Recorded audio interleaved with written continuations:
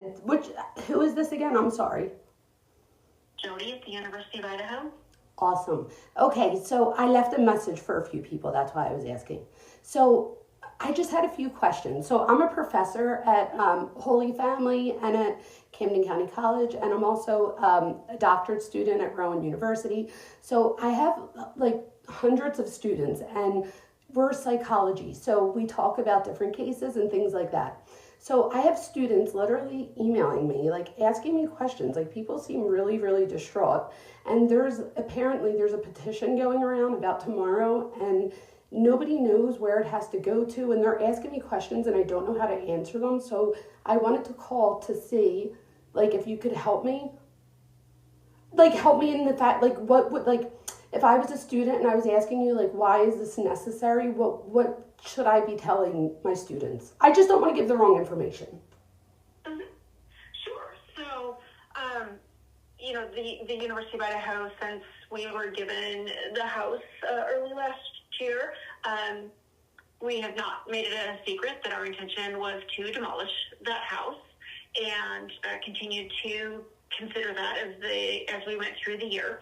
And in our conversations with the attorneys involved in the case and with our community, our students, our employees, and our greater community, everyone agreed that now was a good time for this house to come down to continue in the next step of healing. Not forgetting, but healing and moving forward. So I guess my only concern about that is because I'm also a victim of my best friend was murdered when we were 29. And one of the things that I know is that no matter every time I have to drive past that place, I remember my friend, like whether the house was standing or not. So I guess my question is why, like, does it have to be tomorrow? Like, why can't it be in 6 months or after the trial? I'm sorry to hear about your friend. That's horrible. As I said, we really think now is the best time. In our latest conversation with the prosecuting attorney, he has, well, maybe, can I just read you the last communication from him? It might be helpful. Please do. So he writes to the university. First he says, thank you to all the U of I folks for your help. We have confirmed with the prosecution team members, attorneys, and lead investigators that we anticipate no further use of the 1122 King Road premises. Based on our review of Idaho case law and current conditions of the premises, the current condition of the premises is so substantially different than at the time of the homicide that a jury view would not be authorized. We appreciate the U of I's help in facilitating the investigators gathering the necessary measurements, etc., to enable creation of illustrative exhibits that should be admissible and helpful to the jury. Oh, okay, so that was a little bit helpful. So what they're saying is that even if it was to remain standing, that they wouldn't be able to go in it regardless? Is that like because of all the chemicals and stuff that they had to use? Is that what they mean? I don't know exactly what they mean by... Oh, yeah, I don't mean like exactly. I haven't been in there, and I'm not part of the investigative team. Gotcha. All I know is what he's telling us is he is very clearly stating that they couldn't use it even if it did stay up. Yeah. Gotcha. I guess I'm just like, I just feel bad. I don't know. I just don't know what the big rush is. No, I mean, there's definitely a lot of emotion around it, and we can certainly fully appreciate that.